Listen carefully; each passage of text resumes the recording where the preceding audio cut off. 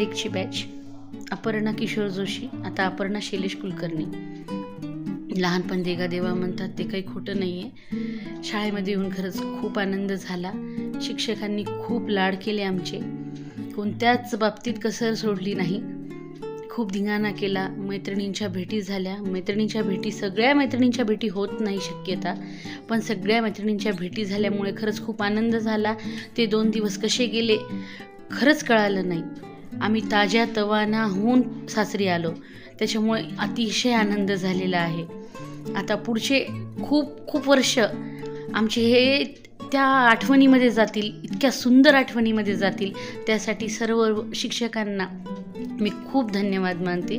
खूप thank you so much.